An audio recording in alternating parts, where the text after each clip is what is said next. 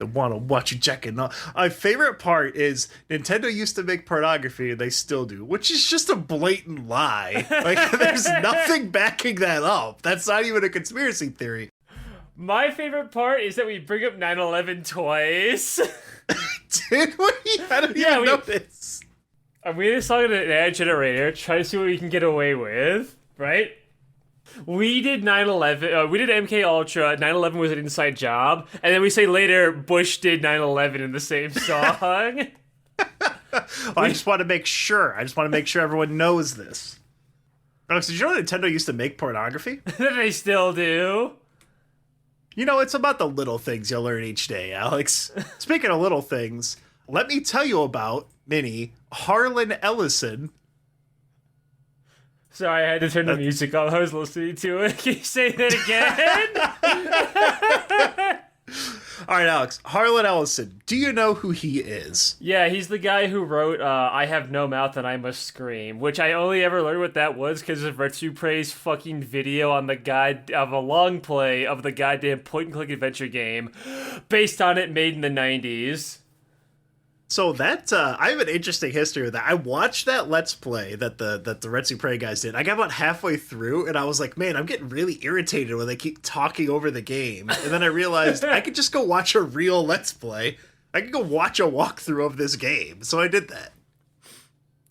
So Harlan Ellison, right? Mm-hmm. He's a sci-fi author who wrote short stories, TV, magazines, and he would write for anything that would pay him. Yeah. His most famous work is, I Have No Mouth and I Must Scream, followed by the Star Trek episode On the Edge of Tomorrow and the TV show The Flying Nun. Yeah, that last one's really iconic. What the fuck is that? So I didn't know what that was either. Apparently there was a TV show in the 80s. It was just a normal, show. Just a normal show about nuns kind of getting up to a little bit of adventures. But also, her hat could fly, and she could fly around, and she would use it to solve crimes. See, back in the old days, we used to have shows like The Flying Nun. Episode 1, she's flying around solving crimes and shit. Nowadays, if that was made in 2024, it'd be like, here's a 5-hour special about how she got the hat and why she fights crime. And then the last 5 minutes, finally flies around and fights crime. So Harlan Ellison, also those aren't his most famous. There's a bunch of other shit he did. He's an actually important author. Right? Yeah, he has a shitload of publications. But he himself is the vocaroo of that guy going, bridge, cringe. Is that all you shit posting fucks can say? Everything he writes is dripping with venom. He's a fucking dickhead, dude. But also, on top of that, he is just a really fucking funny guy. I kept chuckling while I was reading about Disney porno. I'll get to that a little bit, don't worry about it. What? Because he stopped describing that article. He was describing his house in that article, and he stops in the middle of a sentence to go, am I going too fast for you? It's a house. Got it? All right, let's move on. Unprompted, just being a dickhead in the middle. He wrote that article for me to read, and he's getting mad at me for reading it, right? So a solid 70% of his Wikipedia is controversies and incidents, and then 20% is citations for those controversies and incidents. So, all right. Tell his story. I'm going to do a very loose kind of timeline just to kind of set the story and make everything kind of sequential or whatever, right? Uh-huh. Just to kind of get a good grasp on this dude. Harlan Ellison, he ran away from home, and like all great writers, he worked a lot of shitty jobs. He was a short order cook, a cab driver, a lithographer, a book salesman, a floor walker, I don't know what that is, a crop picker, a tuna fisherman off the coast of Texas, a nitroglycerin truck driver in North Carolina. Okay. And a hired gun for a neurotic millionaire who sounds like that would have been his future self. Okay, so about that last one, was he fucking Agent 48? Because, there's 47, that'd be someone else. So I tried looking up more info about that, and I'm going to assume he didn't lie. He does like to lie. He lies a lot. But I'm going to choose to believe that he did do this. He did attend college at Ohio State. He was there for 18 months before being expelled, like all great writers. Okay. So, Alex, do you know why he was expelled? Can you take a guess? I'm going to assume he did something really chaotic and in character, like, I don't know, smear his feces all over the wall. Close. So, his English professor said that his writing was shit, so he punched him in the face. Then, for the next 20 years, Harlan Ellison made sure to send his old English professor a copy of every single thing that he got published. Well, you know what? I respect it. That's real hater energy. This dude likes his revenge ice cold. He gets it like a slushy. So there's like a million stories about this dude, right? So I had to kind of like narrow it down to just a few. Because there are so many where it's like, yeah, he was a dickhead to this guy. He was a dickhead to this guy. So I went like a few, like a handful that kind of give you a well-rounded look into this horrifying little 5'5", 500-pound Jewish man. If you hear a boy barking in the background, he's just being a little stinker. A little man. Just a little guy. All right, first, the Disney porno incident. Yeah, okay, about this. This was, I think, around like the 60s, right? Mm-hmm. So he had already made a name for himself. Like, he was the editor of several major sci-fi magazines and was known as a, quote, fucking amazing writer. So he was invited to work at Disney for, quote, more money than anyone had ever offered me for anything, comma, including my body. I was going to say, this is the 60s, right? Was Walt still alive at this point? Because I know he died at some point in the 60s. Shortly after he died, his brother, the owner of Disney at the time, would have been Roy Disney. Okay, so it was like right after Walt's death. Got it. Yeah, right after. So things are a little tense at the Disney office, right? Yeah. But they're like, hey, we want to make a big sci-fi movie. Let's hire Harlan Ellison. Like, he had been recommended by other writers that were at Disney. They're like, this guy's incredible. He writes such good stories. So he stays up. He like finds out he's like, are you serious? They're like, yeah, they want you at Disney, dude. He's like, fuck yeah. So he stays up all night rereading his old like Scrooge McDuck comic books. And he's like, he's really looking forward to it. He's like, this is going to be great. I'm going to love this. I'm in the big leagues, man. Yeah. So he shows up to the Disney offices in his clunky-ass 1951 Ford, which, if you look that up, looks like a piece of shit. So he goes up to the security guard, aka literally me, and the guard tells him to go down Mickey Mouse Avenue to Clarabelle Cow Way into Thumper Boulevard till he hits the corner of the Horace Horsecollar Drive. And Harlan thinks, oh, he's just fucking with me. But he's like, all right, I don't want to make a scene, so I'll go ahead and do it. And he's like, he describes in the article, he's like, it was every one of these fucking cartoons. So he goes down there and he's like, already he's pissed off. He hasn't even gone in the building yet. So he goes through all the things, like the fucking Six Flags parking lot, and there it is. His own parking spot. He calls it, quote, authentication of my elevated status in the universe. Debate him. But like, if you know anything about like business, like getting your own parking spot, especially at fucking Disney on your first day at the job. Yeah. He's legit right now. So he goes inside and he's directed to his own office, and inside he sees not only his own secretary but his own bathroom. Right? Like this, okay. Like they were rolling out the fucking red carpet. So he sits around for like an hour waiting for someone to tell him what to do, and he gets bored, right? Uh-huh. So I imagine he does what I used to do as a child when they left me alone in the doctor's office, just like poking around, looking inside of cupboards and stealing the rubber gloves so you can blow them up like chickens. So he gets bored of his office and he tells the secretary, he's like, oh, I'll be back in a little bit. And he starts snooping around the other offices, right? Mm-hmm. And he finds a few writers he knows, and they're all have like a little get together, shooting the shit and like chain smoking or something, right? Mm-hmm. So after, quote, an exhausting 3 hours of work, they all head down to the lunchroom and sit at the writer's table like a grade school class. So Ellison is wanting to show off for his friends since he's the new guy. So he gets up and tells all of his friends at the table, quote, "Hey, listen, what a kick. Why don't we do a porn Disney flick? I'll be Mickey and I'll be the director. John, you do a good Donald so you could be the male porn lead.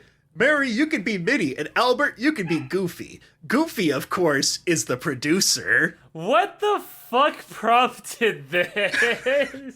So they all turn at him and they're giving him the fluoride stare, dead silent. Alex, not fucking 4 feet behind Ellison, was the producer's table. And at that table was every single high-ranking executive, including Roy Disney. So Ellison, he doesn't realize that they're staring at him in silence, and he continues his funny little idea, only now he's putting on, quote, a terrifically accurate Mickey voice. Everybody ready? Let's get that handheld camera right down there between Minnie's legs. I want to see quivering labia. Haha. These are quotes. This is quoting him. Then, in a Donald Duck voice, he goes, I can't do a Donald Duck, so just assume. I mean, this is canon to Donald Duck. "Goddamn son of a bitch. Pluto, get out of there. You're steaming up the lens." Then, as Goofy in the, quote, dumbest voice possible, he says, "Hey, fellas, I'm a highly played, extremely inept producer. Can I play too?" What was his fucking problem? The food arrives, and they all finish eating in silence. And then as soon as each one of them finishes their food, they just get up and turn and walk away. He wrote, quote, "I was confused, but felt good. What a nice little shtick I'd invented. I wish they'd have joined in. Oh well." By the time he got back to his office, his secretary was gone, and on his desk was 12 unsharpened pencils and a pink slip. Including lunch, he lasted 4 hours employed at Disney.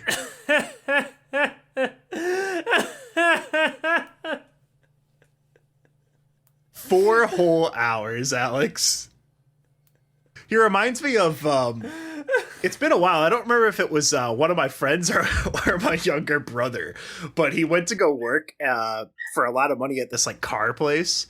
And he went there and realized that he was going to have to be like spraying radioactive chemicals all over shit and said, "Fuck this," and left in the middle of lunch. Harlan Ellison lasted shorter than that. So another story. This is the same blog post, by the way, like right below it. So this, again, I'm just giving like a couple short stories to kind of give you a well-rounded view of this, this horrifying little man. Somehow, Harlan Ellison had convinced a California Hollywood broad to accept going on a date with him. Remember, he's 5'5", he's 100 pounds, and he's a little creepy. So he shows up at her house and is invited inside while she finishes her hair. He takes one step inside on like the plastic runner. Then he goes to move 1 foot onto the carpet, and the lady fucking shrieks and tells him, "Don't touch the carpet." Her mom had just had it steam cleaned, and it was parted like a boomer's lawn, where they put it like diagonally. Yeah. So she leaves to go finish her makeup and leaves him alone in that big room with its perfect carpet. He waits for a heroic 5 minutes before, much like me, his intrusive thoughts win. He takes a couple steps back, pauses, and then sprints and leaps onto the carpet, leaving 2 big fat footprints in it. But that's not enough. Someone told him no, and they had to pay for that. Someone told him no. Oh, they have no idea what they just did. So he carefully shuffles himself around to spell wonderful poetry for his date in the carpet. She comes around the corner ready to leave and sees him standing there on the carpet in the middle of a 10-foot long hand-drawn fuck with an exclamation point. So she freaks out and grabs like the vacuum and starts panic cleaning. Ellison is offended that 1, she didn't find it funny, 2, that she was about to destroy his art, and 3, that she was so obsessed with this carpet, and I assume not himself, So he's like yelling at her to calm down, which always works. Yelling at a woman to calm down is the way that you do it. And then he tries to take the vacuum from her. So they start fighting. They tumble around, make a huge mess of the carpet. And then one thing leads to another. And she's asking him to hit her. What? He's like, okay, I'm not going to punch you, ma'am. So she goes, all right, then tie me up. And he's like, fuck, okay, man, sure. Because remember, he's like a little weirdo. Like, this isn't an opportunity that comes to Harlan Ellison very much. So he's trying to roll with it. So he walks directly over the carpet to the drapes and takes like the fancy gold cord down. He comes back to her across the other side of the carpet, intentionally making as big a mess as he can. So he ties her arms to the grand piano and her legs to the couch, right? And he's putting on, I wrote the sexiest stereotypical Jew voice he can, asking her like, can you move? Are you loose? Right? And she's like getting all like hot and sweaty. She's ready to go. He takes a step back and says, all right, say hi to your mom for me, and books it out of this house, leaving this lady tied up for her rich old mother to find. Just a fucking dickhead. Okay, Tad, can I make a claim before we're finished? Can I just make a claim right now? So you said, what would you say his name was again? Harlan Ellison. I thought it was Raphael Ambrosius Cousteau. See, Alex, am I 8 for 8 now? I'd be like, Alex, you should play this game or watch this movie. I really like it. And then you do, and you're like, damn, I really enjoy this thing. I just want to have this like written down, in stone that I'm correct. Okay. Hold on. Before we go to the Harriet, before we go to fucking Mr. Ellison here, I just want to say for the fans out there, I got Disco to work, and I immediately told the guy, fuck you, asshole, ran out the door, jumped backwards, gave him the double fingers, and crashed into the old lady and took 1 hit point of damage. So, I have a sneaking suspicion that this guy is literally just this other dude.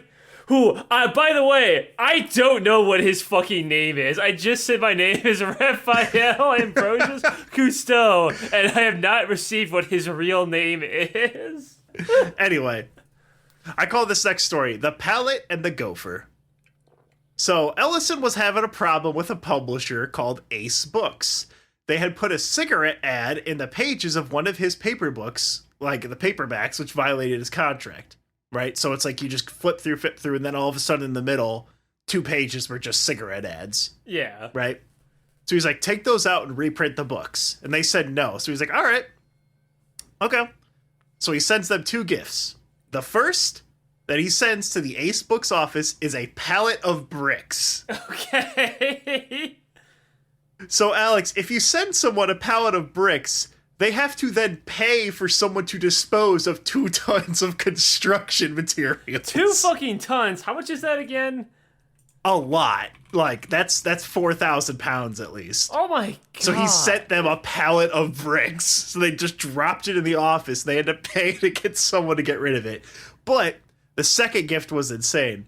So the same day that he sent them to bricks, he sent them a package via 4th class mail, which I didn't even know was a thing, Alex. What does 4th class mean? It is the slowest possible delivery time. We're talking Chinese cargo ships back and forth across the ocean. The old Bitcoin miners I used to fix at my job would be like this, where they would go back and forth on these big fucking oiled chuggers, right? Uh-huh. So they get the bricks, and then they get rid of it, and they're kind of upset. A couple weeks go by, and the publisher gets a weird box from Harlan Ellison, all wrapped in plastic. The delivery guy puts it on the front desk over the weekend. Monday morning rolls by, and the ladies at the front desk, they take out their little, like, box cutter. They're like, oh, we got a package from our star writer. Alex, he mailed them a dead gopher. He mailed them a dead gopher that had been rotting in that package for 4 weeks. It was so putrid and vile, they had to strip the wallpaper. But you know what, Alex? They removed the ads in his story, and they reprinted the books. Typical Cousteau. those are all like the big ones, right? And then if you, just in case you thought that those were like the big ones, no, dude, that is not even a third of my notes. You're insane. So I have just the rest of these, just boom, boom, boom, just a bunch of smaller moments that are also funny as shit. So if he had felt that his work had been fucked over by executives or other less talented writers, he would use the pen name Cordwainer Bird instead of his real name, which is a roundabout way of flipping the bird. So if he had his name set to that on any of his stories, he would like say, like, yeah, if my name was this, then fuck everyone who worked on this. They're all a bunch of shitheads and I hate them. This one, in 1985, this one you knew about. Oh, wait, no, I'm sorry. You didn't know about this one. So in 1985, Harlan Ellison assaulted another author at a sci-fi awards banquet. Did he win the award? Just socked him. Did he win the award there? So no legal action was taken, as both men agreed to sign an informal non-aggression pact that banned discussion of the incident. Harrison will go on to brag about winning the fight for the rest of his life. This guy is just... This guy is literally Disco Elysium. So he was invited as the guest of honor at a pretty big college called Texas A&M for their very first sci-fi convention called AggieCon. At the convention, he referred to the military students on campus as, quote, America's next generation of Nazis. Okay. He was also blamed for the food fight that took place at the nearby Denny's. He did not deny calling the American soldiers Nazis, but he did deny the Denny's fight, saying it was related, denied that it was related to AggieCon. He said, so he did admit that, yes, he did both of these things, but it only happened because the staff disappeared and they wanted their checks at Denny's. He was banned from the convention for 5 years, but on the year he came back, he was the guest of honor. That's how good this guy is, Alex. So, Star Wars. You ever heard of that, Alex? Yes, actually. What the fuck did he do in Star Wars? So, shortly after Star Wars came out, Warner Brothers was digging through their catalogs to try to find some other sci-fi bullshit they could quickly make. Right? Okay. So they got Ellison to adapt his friend, his personal friend, like actual friend, Isaac Asimov. They were like, Ellison, we're going to pay you to adapt I, Robot. However, communication broke down when Ellison insulted the head of production.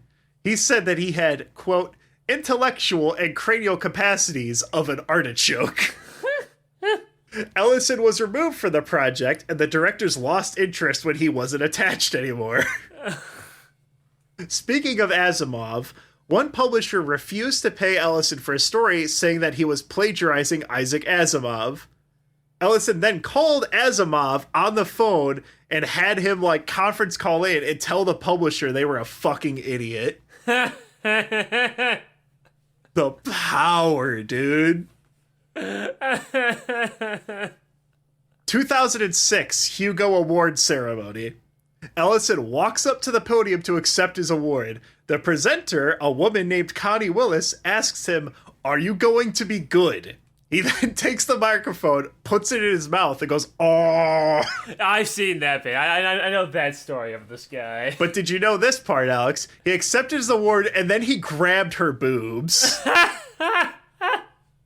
This guy just can't be stopped.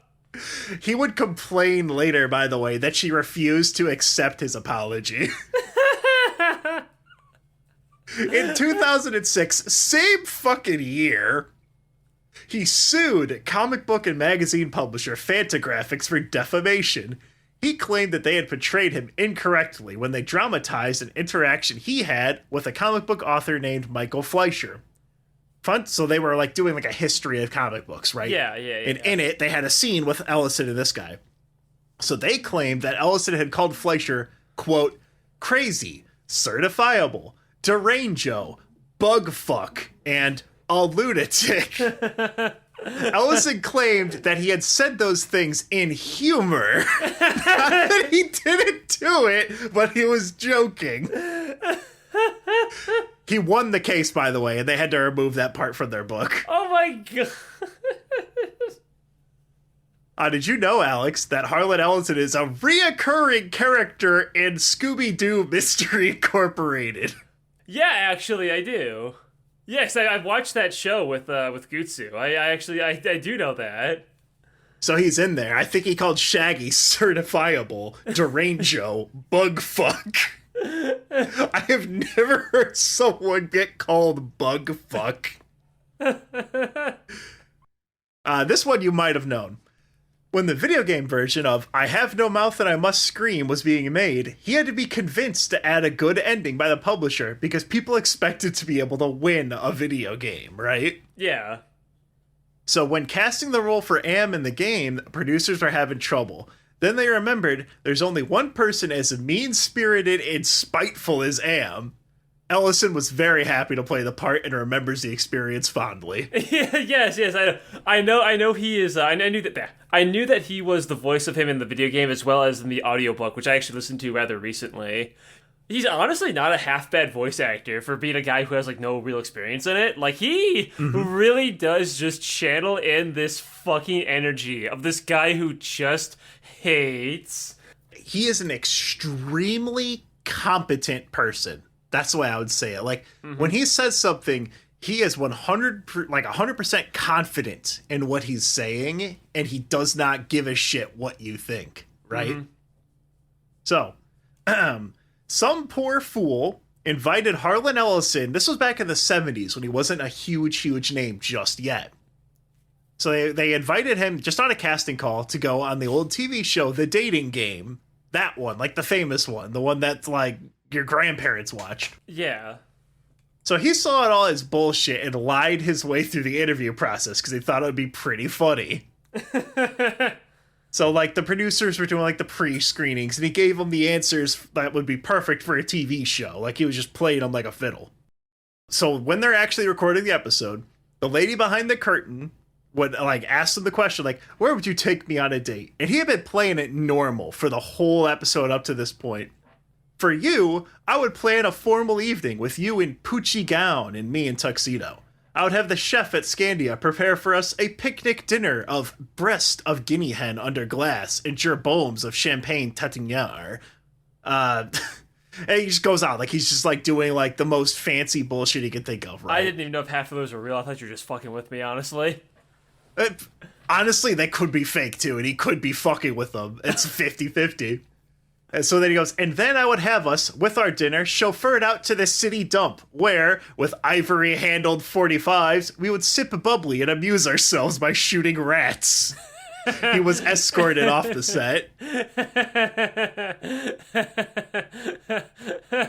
It paints such a beautiful picture of just bam, bam, shooting rats at the dump.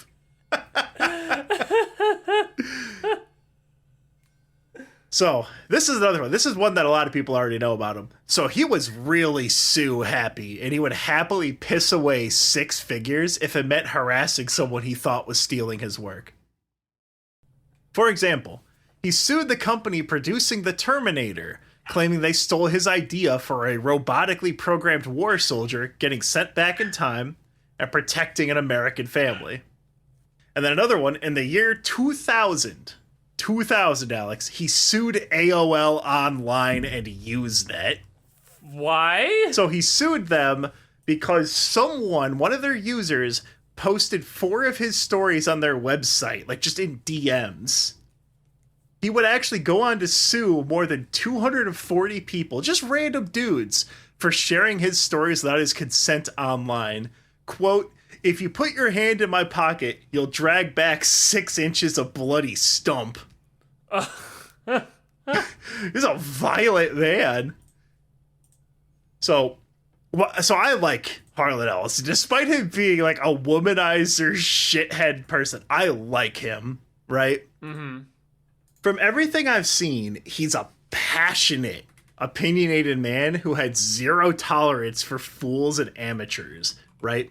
There was a bunch of stories that I didn't like put them in here just because they were long, but if you were serious about writing, he would have total nobodies that like he saw were actually doing in work.